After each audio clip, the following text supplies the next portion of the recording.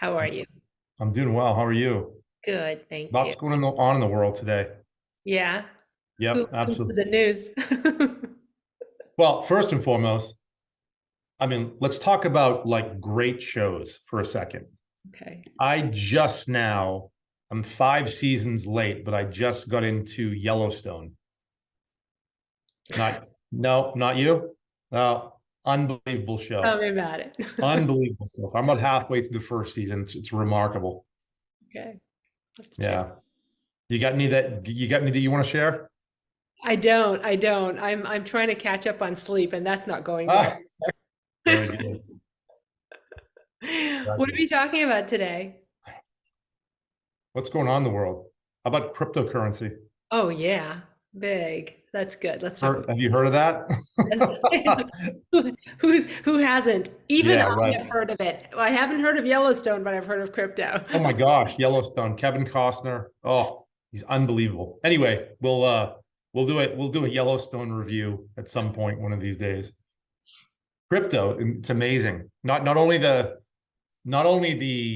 tremendous fall that we've seen over the past year or so, which is not uncommon when it comes to newer things, bubbles, so to speak, which I think it is. There's a lot of entrance into that market, right? There's not a lot of understanding about what it is. I certainly can't explain it. It's actually a meme, fest with respect to organizations that focus on crypto in their lack of ability to explain it in a coherent way. But certainly in the news today, it was an FTX Mhm. where that company went from a darling of the crypto world to bankruptcy in a matter of days. Um, Again, a new era of currency, of technology. Natural that when crypto itself collapses, as it has over the past year or so, like not unlike when the dot-coms came along at the end of the 90s, early in 2000, when that bubble burst and prices fall like bricks. Then you see who's not wearing any clothes, so to speak, when the tide goes out, right? You're referencing a famous Warren Buffett quote. Uh, yeah, yeah. And not that I revel at all in anyone's downfall. Um, and at the same time, I remember us talking over the many years leading up to this point about crypto and how many clients would ask you about crypto, Mhm. thinking like, should I get in? It's so hot. I want to get in. And so it really raises the question around, the fads and trends and things that we get sucked into, um, that don't necessarily pan out. Hmm. So the fear of missing out. Oh, big time, big time. I mean, we all have it. It's not like we're sitting here going like, oh no, we don't feel that. I'd be the first to admit I feel FOMO all the time. Yeah. The fear of my neighbor making more money for hypothetically in his or her portfolio than me, or your brother-in-law, or whoever it is that we talk to often. Yeah, there is that. Geez, it's intriguing, at least, right? To you see or you hear about things, and then you see celebrities on TV or influencers touting it, and when it comes to your hard-earned money, it really, whether it's dot-com companies or crypto or tulips Tulips. or going back a few years, anything out there, it requires an element of education about what you're going into, right? And it's really difficult to combat that emotion. But Ravi, you and I always talk about the real work that we do as a company has a lot less to do with believe it or not, investment selection, and it has more to do with the management of behavior and emotions along the tremendous runway of life, whether that's your retirement life or even before that. And it's things like this that come up that can be detrimental to someone achieving the types of financial goals and dreams that they would achieve if they remain diversified and focused on the long term. And these are the types of things, like you said, that are not just exclusive to one group. I think we all, human beings, we're all plagued with this disease of our own emotions, and staying in check is really difficult. Also, the reason you need somebody trusted that has experience in order to keep you from that third rail, right? Yeah, totally. Yeah, it's funny because you think you're hiring a financial advisor or you're working with a firm so that you can understand the markets, right? I think people go into this investment journey, however you want to call it, because they feel like they need a guide to the markets. And really, what you're saying is we need a guide to ourselves, because success in the markets really relies on managing our own ebbs and flows, our own emotionality. It has so much more to do with it than understanding how the markets work, because ultimately that's out of our control. But the thing that's in our control is what's here right now, and that's the hardest part. And starting a little bit before that is there's an element of faith, right? There's belief in, you have to, we're really big, obviously, on talking about how we don't use historical information to make decisions on how we invest. And that's true. We do not look to metrics in the past to make decisions on how we're going to invest with anybody now or into the future. However, the basis of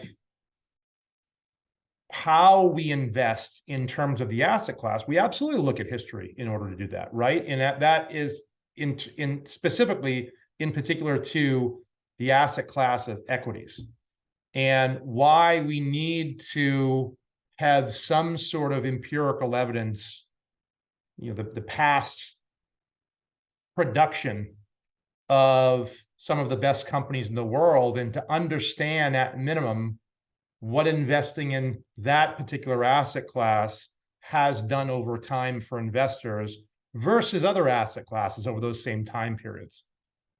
So from a strategy standpoint, no, we don't look at history to make decisions about how we're going to invest, but from a standpoint of understanding what asset class it makes sense to be in based upon what has happened in history with these types of productive assets, it makes all the sense in the world. Your plan has to use assumptions of some sort. And these assumptions can't come from a place that hasn't happened yet. Yeah. Right? And that's why we're always talking about the long-term rate of return of these different asset classes over these long periods of time, because we have to have some semblance of data, of evidence in terms of on which to make our assumptions in a plan. Mm-hmm. So maybe going back to FTX, because that's how we started, and usually we tend to drift to other places. Yeah, what do you make of it? How are you today with what you're hearing? And yeah, I wonder, like, our client, I mean, because I can't imagine that you have many clients that you, or any clients that you've allowed to go down that path. I don't know. Well, at minimum, I'm just like everybody else in terms of what we talked about before. It's intriguing, right? Just like anything that happens in the news can be intriguing to us.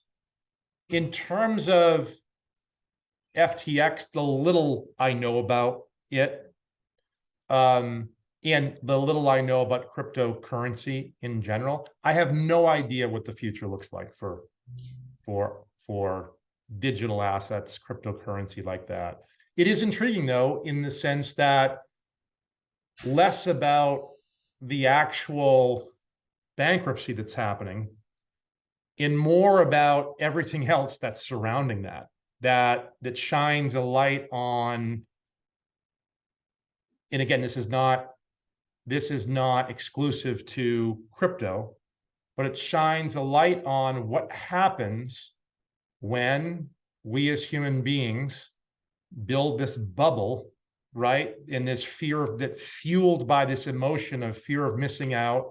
Then you see celebrities on TV touting cryptocurrency, and you see influencers, and every other message that you're getting on Instagram is from some cryptocurrency influencer that you've never met before saying that you should really do this because we made 10,000% of a return in 3 days or whatever it is.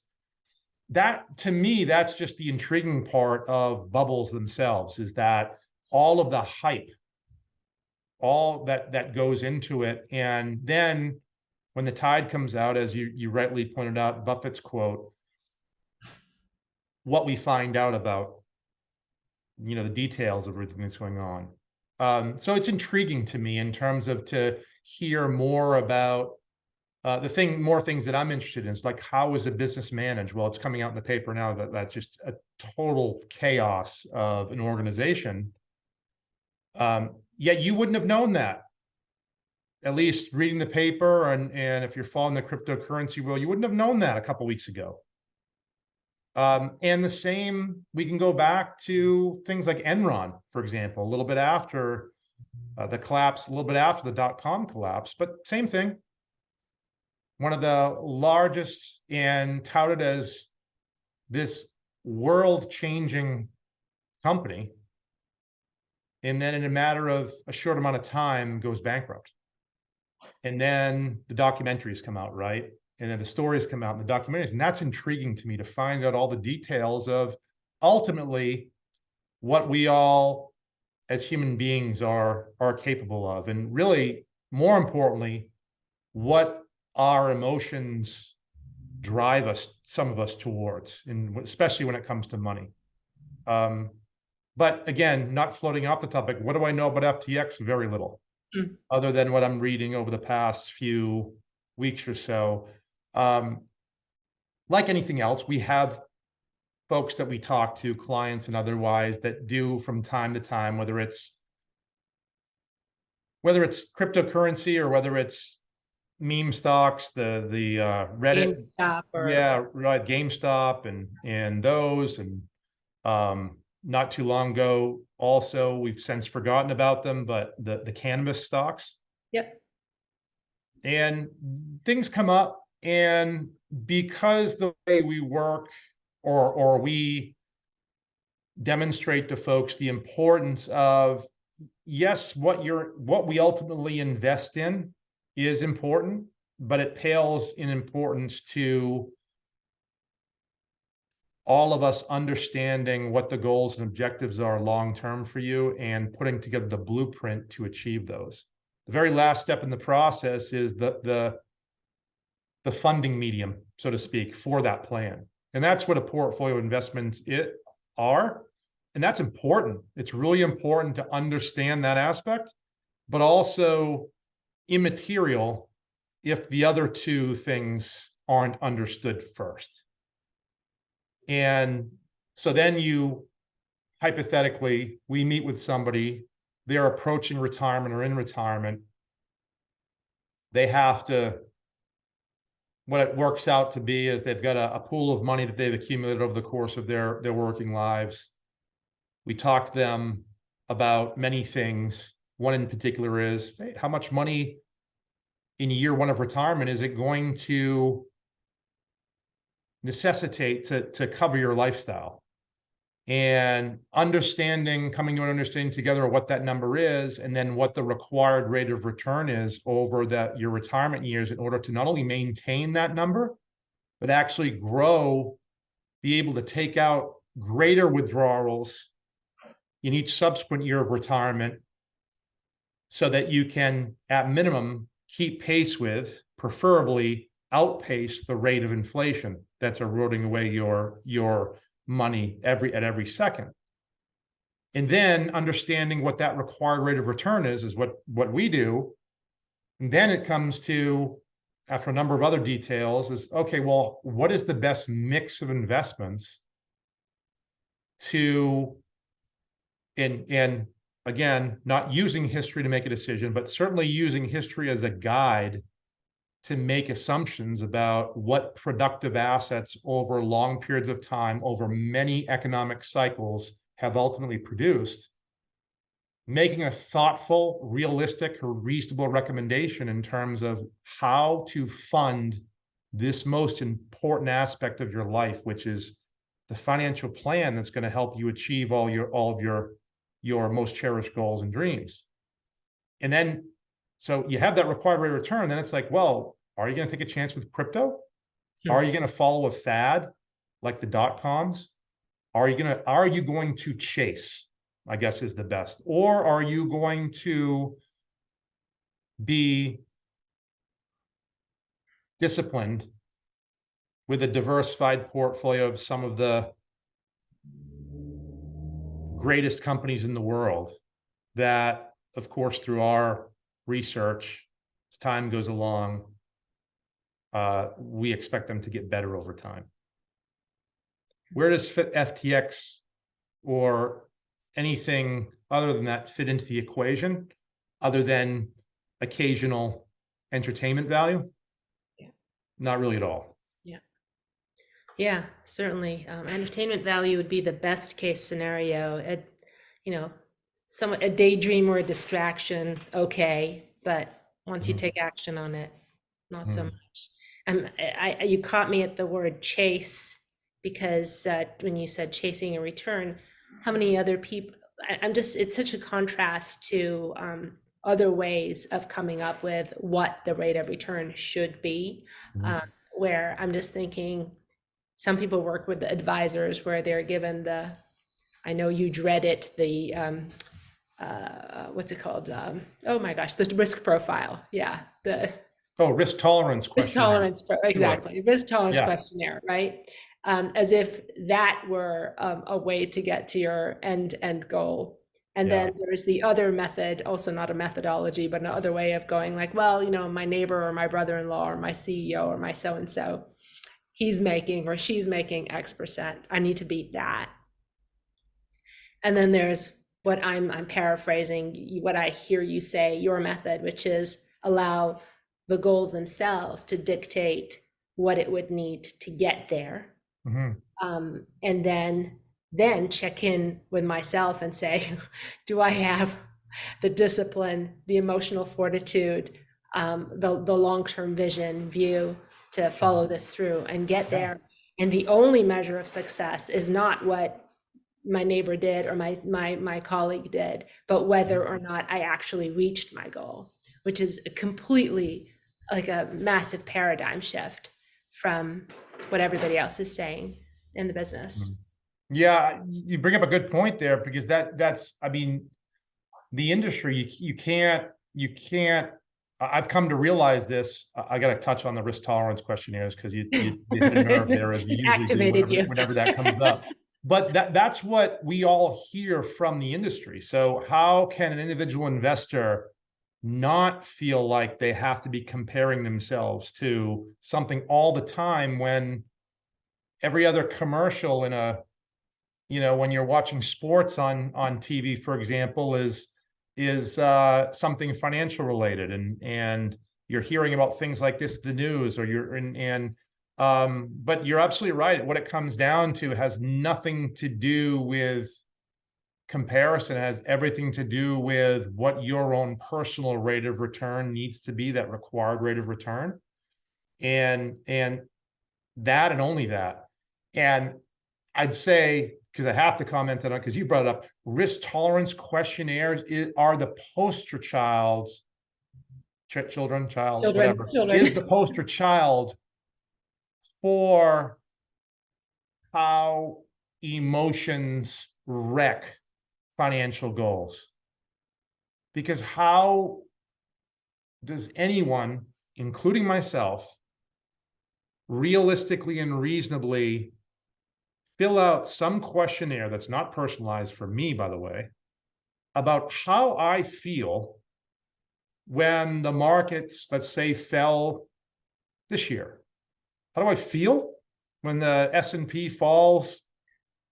What did it hit about down from its peak? I think maybe 26, 27% at one point, a healthy bear market. How do I feel? Well, if I answer that truthfully on how I felt, then the product of that risk tolerance questionnaire is going to come back and say, Ben's a very conservative investor because this is how he feels when the market goes down. And that's couldn't be further from the truth in terms of what my personal goals and objectives are for me and my family and my future. So you can't hold any investor necessarily on the surface responsible because of everything that we hear, everything we're taught out there. And that's something that I didn't know from day one. That's something I realized by being in the industry. But then when somebody like you or me or somebody at Beck Bode comes along and educates you about that, says this is the path. These are the things that we have to satisfy. These are the things that we have to be disciplined with in order to reach those long-term goals and objectives. The identification of what those most cherished goals and objectives are, the necessity to a blueprint in order to how to get there, and then the optimal portfolio of investments to fund that roadmap, that plan. Then it is the responsibility of the investor, right? Then it is, okay, if I'm going to go forward with this, I have to be disciplined. And yeah, I need help. That's why I hired this firm or that firm. But I have to stick with it. And I know it's cliche, but sticking to the plan. Talked to somebody the other day who's into scuba diving, who used the quote about one of the biggest rules in scuba diving is prior to starting, you plan the dive and then you dive the plan. Plan the dive the plan. Simple words, right? But maybe you plan the dive, you get down there, then something out of the corner of your eye catches your attention, tropical fish. You go over in that direction to chase. Oops, then you can't find your way back, or it takes a lot longer to, you see where I'm going. Shark. Shark. Right, a lot of sharks out there. Yeah. Maybe that's a good characterization for, what happened with, I'm not going to say FTX, but just everything surrounding all the buzz about cryptocurrency and FTX. It lures you into deeper waters and you lose your way, and a shark comes along and then it decimates some of the things, hopefully not all the things, but some of the things you worked so hard to attain. And that's really you will hear more stories, right, about how all this money is lost. But human nature being what it is, if not FTX, it's going to be something else. Something else. Yeah. Yeah. So this isn't the end of this. This is good. I enjoyed it. Yeah, I did too. And I hope that folks who are listening to this haven't been sucked into it. But even if they have, there's always a way out. Always right? a path. There's a better way. There's a better path forward. So that's for sure. Yeah. Well, I hope you and everybody listening has a wonderful, wonderful Thanksgiving. Thank you. Same to you and your family and everybody listening. Yeah. All right. We'll talk soon. To you soon. Bye-bye. Thanks, Bye. Bye.